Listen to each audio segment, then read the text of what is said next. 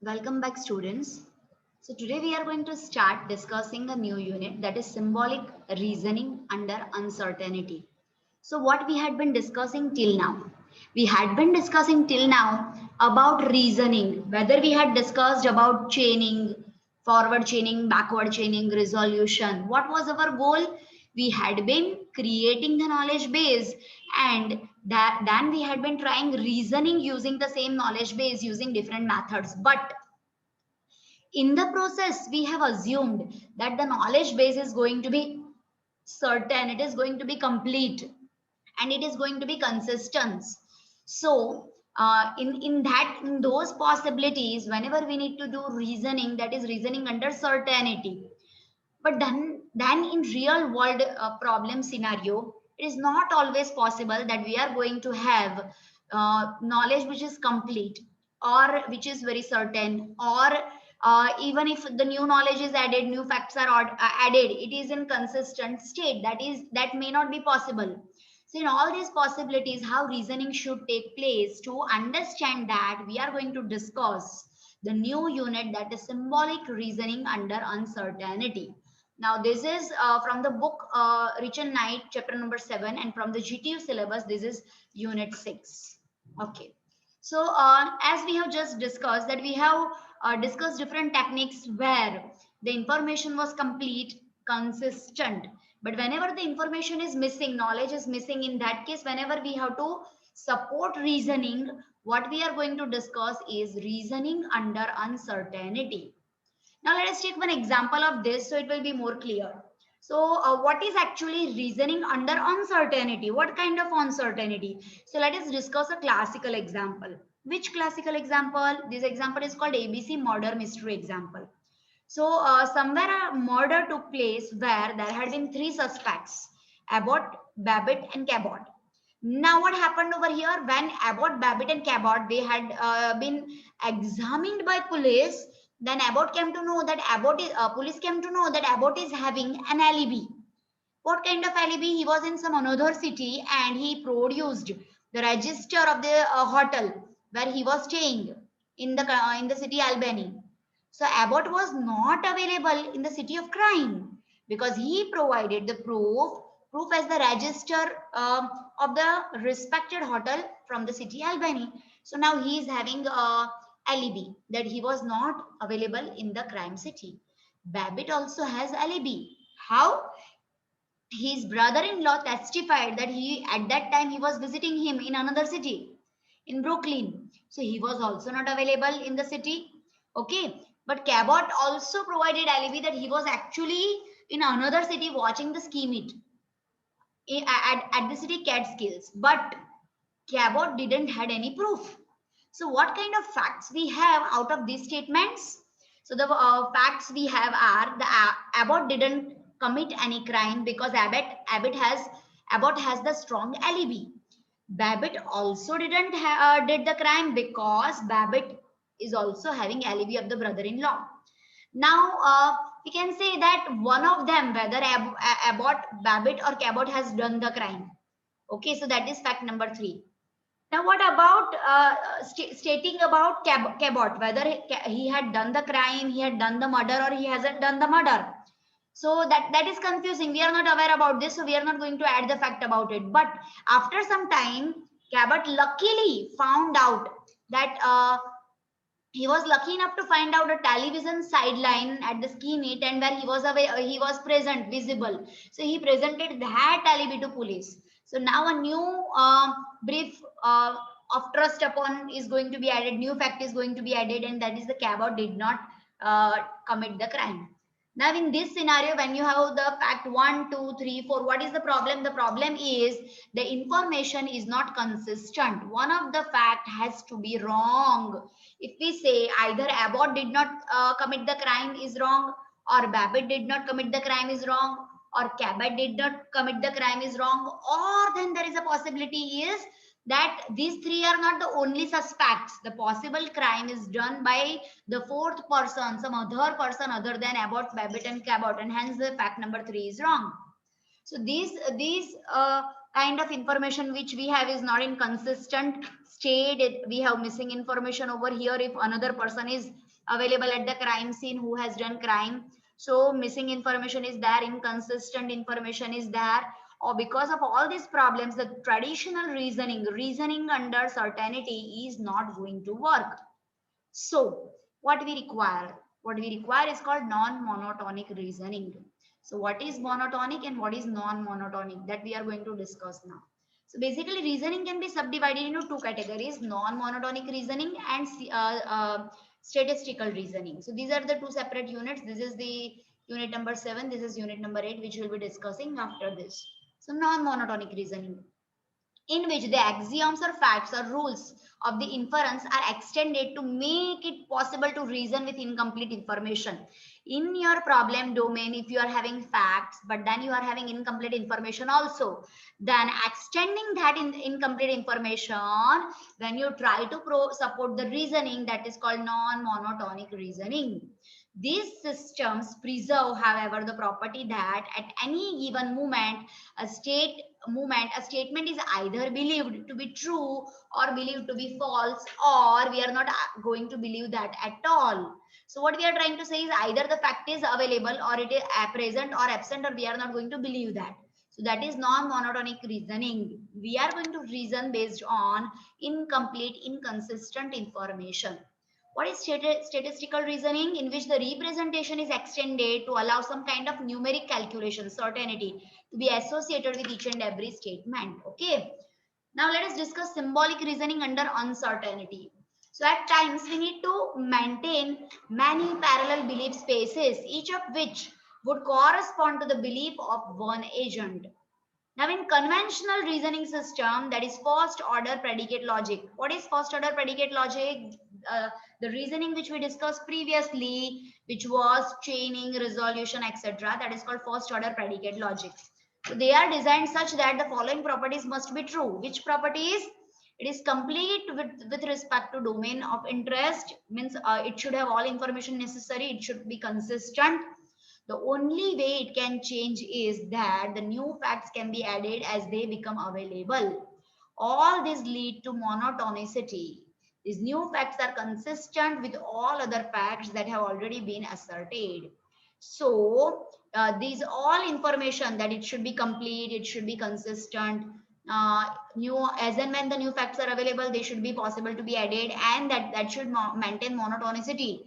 Means the new facts which we are going to add, they are not going to refute the previously available facts. All these conditions must be true, then only the reasoning will take place under monotonicity. That is FOPL that we had discussed earlier, monotonic.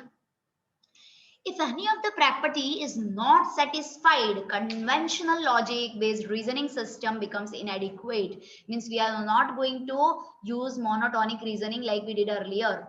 Non-monotonic reasoning systems are designed to be able to solve the problems in which all of these properties may be missing. So which kind of issues it is going to solve? How can the knowledge be extended to allow interference to be made on the basis of lack of the knowledge as well as the presence of the knowledge? Means if we want to infer some new information, it should be possible by present as well as absent information, whatever we have. How can the knowledge base be updated properly when a new fact is added to the system? So when or removed, when we have to add the new fact or we have to remove existing fact, then how we are going to update the knowledge base? How can knowledge be used to help resolve conflicts when there are several inconsistent non-monotonic inferences that could be drawn?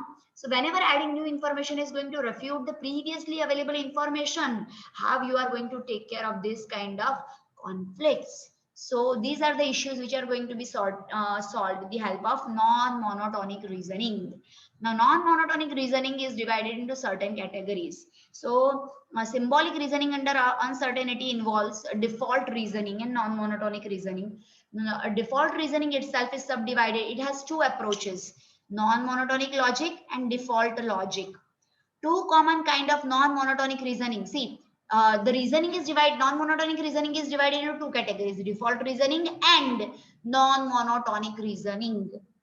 Under default reasoning, again, there are two categories, non-monotonic logic and default logic. But under non-monotonic reasoning, we have two categories, abduction and inheritance. Make it very clear. The broad reasoning is subdivided into two parts, default reasoning, non-monotonic reasoning.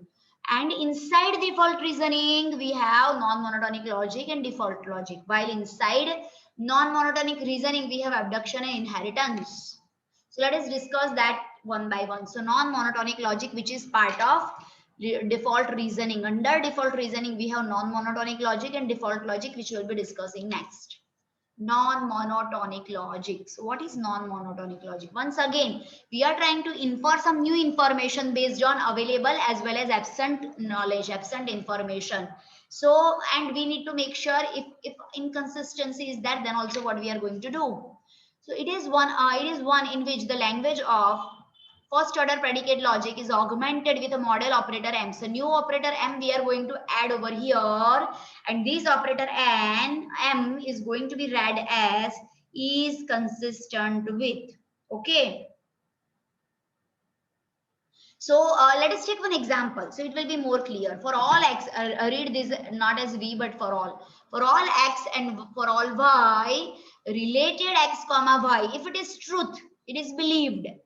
And please consider this caret sign as and right now. So and gets is consistent with get along x comma y, means x gets along with y is consistent with the previously available facts, then it implies that x will defend y. Are you getting this? Is consistent with means whatever you have written after m, that fact should be consistent with all previously added facts, then only you are going to infer the right hand side of the rule. So that can be read as for all x, y, if x and y are related and if the fact that x gets along with y is consistent with everything else that is believed, then conclude that x is going to defend y. If we are allowing statements in this form, the important issue that must be resolved if we want our theory to be evident, even semi-decidable, we must understand what is meaning of is consistent with, what is meaning of the operator M is consistent with.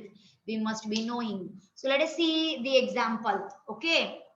So if suppose you are having something like this, A and B, if A is the currently available fact and B is consistent with previously added fact, then it implies B. And the other rule says not A and B is consistent with all other facts, then implies B. If these two rules are available, then in case of non-monotonic reasoning, what we are going to deduct out of these two rules? As A and not A, that is not consistent with each other, it is going to be cancelled out, and hence deducted rule will be B. If B is consistent with, it means MB. If B is consistent with all previously available facts, then deduce, then you can imply B is true. Are you getting what I'm trying to say? If it is consistent with all other facts, then only it is true. So that was non-monotonic logic. Now let us see the second part of default reasoning, and that is default logic.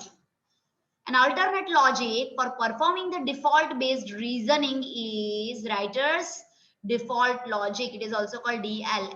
The previous one was called NML, non-monotonic logic. This is DL, default logic, in which the class inference rule is introduced. So we are talking about inference, class inference now. In this approach, we allow inference rules of the form A colon B, and as a denominator we have C. The rule should be read as if A is provable means A is true. If A is provable means true. If A is provable and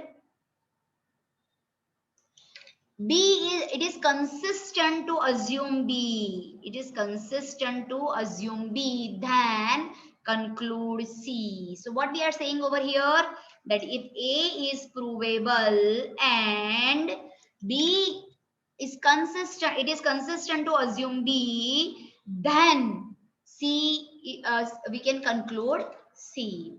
Okay, so here there is a minor difference between NML and DL, and that is the difference of the syntax. The conceptually both remains sounds to be same.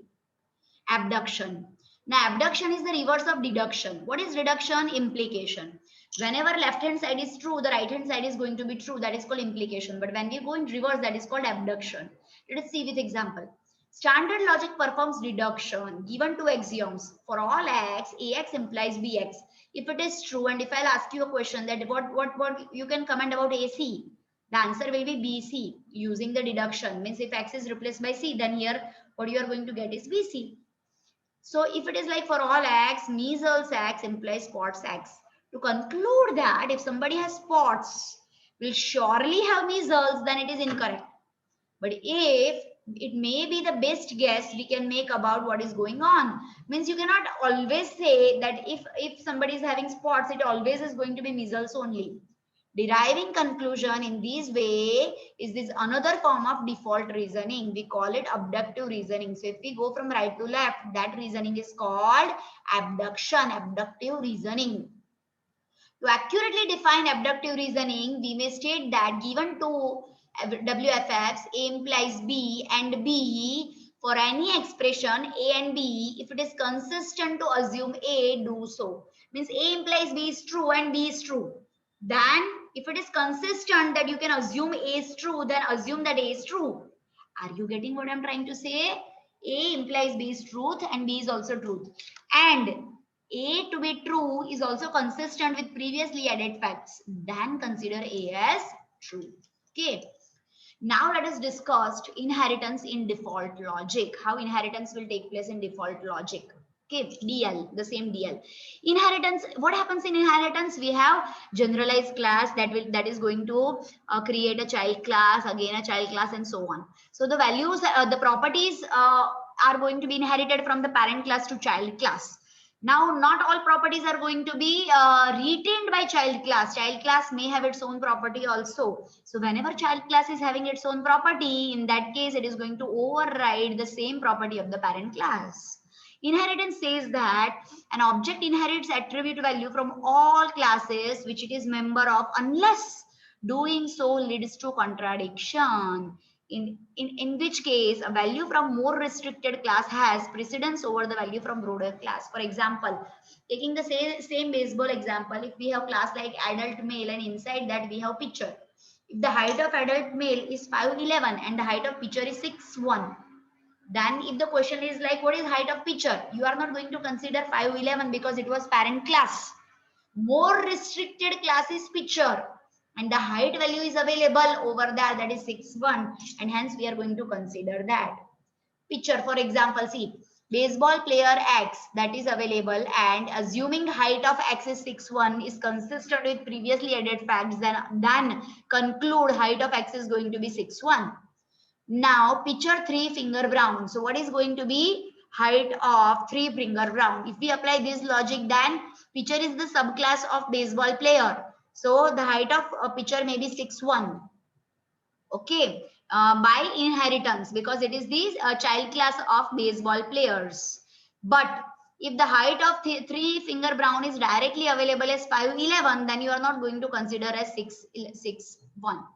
Also, if suppose there is a rule like adult male X, height of X is 5'10", then conclude height of X is going to be 5'10", means the most generalized class.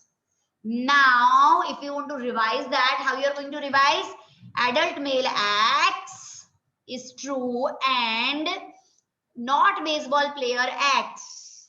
And the height of X is 5'10", means the adult male is going to have height 5'10". If that adult male is not baseball player, then only.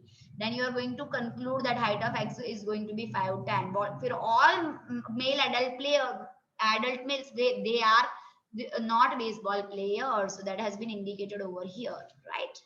Okay. Minimalistic reasoning. What is concept of minimalistic reasoning over here? So see, minimalistic reasoning is assuming that all required information is readily available. We describe method for saying a very specific and highly useful class of things that are generally true. These methods are based on some variant of idea of minimal model. We'll define a model to be minimal if there are no other models in which fewer things are true. Means all the facts that should be available are already available. The idea behind using minimal model as a basis for non-monotonic reasoning about the world is the following. There are many fewer true statements than the false ones. If something is true and relevant, it makes sense to assume that it has been entered into our knowledge base. Therefore, assume that the only true statements are those that necessarily must be true in order to maintain consistency. Means already all the statements which are true, they are readily available in our base, a knowledge base.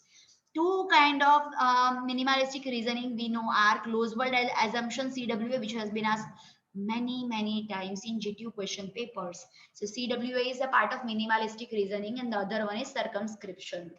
So let us see what is circumscription and closed world assumption. What is closed world assumption? It is part of minimalistic reasoning. This type of assumption is useful in application where most of the facts are true and is therefore reasonable to assume that if something is missing, it is false. Are you getting what I'm trying to say? All the facts are true only. And hence, if something that question is raised which is not available in your knowledge base, it has to be false only. This is known as the closed world assumption with failure as negation. This means that a knowledge base, if the ground literal PA is not provable, if you cannot prove PA, then PA should be false. Once again, let me repeat what closed word assumption says. All the available facts are true, and hence, if something is not available, something is missing, then assume it to be false.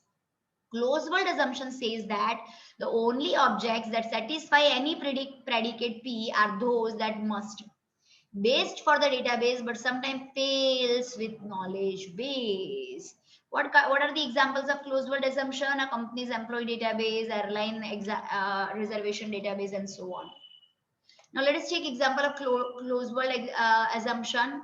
Bird acts and not abnormal acts, it implies fly acts. Now if the question is like bird parrot, suppose we want to derive parrot fly, parrots fly, it is true or not, then what will happen? See the bird acts. Now abnormal acts is not readily available, so we'll be assuming it is false. So and not abnormal acts, it implies fly acts.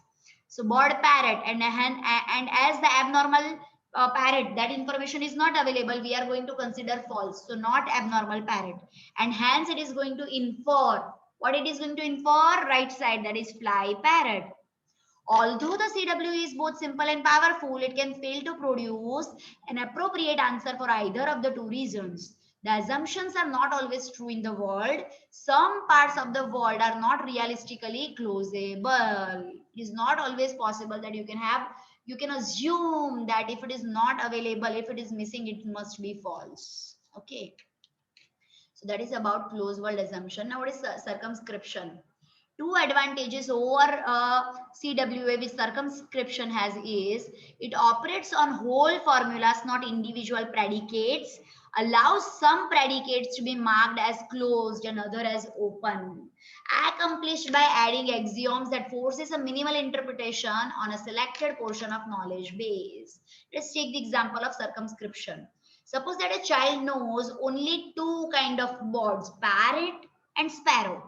So child may write that bird parrot or bird sparrow. Bird can be either parrot or sparrow. So he may define the rule like for all x, bird x implies bird parrot or bird sparrow. For all x, bird x implies the value of x can be either parrot or x can be either sparrow. Okay, fine. So that is circumscription, that are certain facts are going to be closed, certain are going to be open. Now, this is the example that we have discussed over here with the help of prediction. So adult male acts and not baseball player acts and not midget acts and not jockey acts and not height acts 5'10", then we can conclude that height of x is going to be 5'10". So the facts which we are going to use for supporting this are: for all X adult male X and not AB X aspect 1 and height of X is 5'10". Baseball player X, it implies AB X aspect 1. Midget X, it implies ABX aspect 1 and jockey X, ABX aspect 1. So uh, let us take one example for non-monotonic reasoning. Most things do not fly. Most birds do fly unless they are too young or dead or have broken wings. See here, there are different categories inside birds. The birds which fly in category 1 and birds which won't fly in category 2. Category 2 birds won't fly because they are too young or they are dead or they have broken wings. Are you getting this? Penguin and ostriches are the special kind of birds which won't fly. So most things don't fly. So the category, we are going to have two categories. The category 1 will fly, category 2 won't fly. For all X, let us take AB for indicating the categories. AB, not AB X1 and M is consistent with not fly X. It implies not fly X. Most things would not fly. Okay. So that is indicating this. For all X, bird X implies AB X comma 1. Most birds fly, means they belong to the flying category. Okay. For all X, bird X and not AB X comma 2. Okay. And not is consistent with fly X. Means it is not in category 2 and it is consistent to assume that it can fly, then conclude it can fly. X is a bird and X is not a category 2 bird, means neither too young nor dead or have broken wings. And you can, the information that X can fly is consistent with previously added information, then assume, then conclude X can fly. What are the other facts? Too young X means X belongs to the category 2, it cannot fly. Dead X belongs to category 2, means X cannot fly. Broken wing X means X belongs to category 2, X cannot fly. So it will go over here once again and we will conclude that it is not going to fly. Penguin X implies bird X and penguin belong to category 2. So AB X comma 2. Ostrich X, bird X and AB X comma 2. That is category 2 birds which cannot fly. So this is all that we need to know about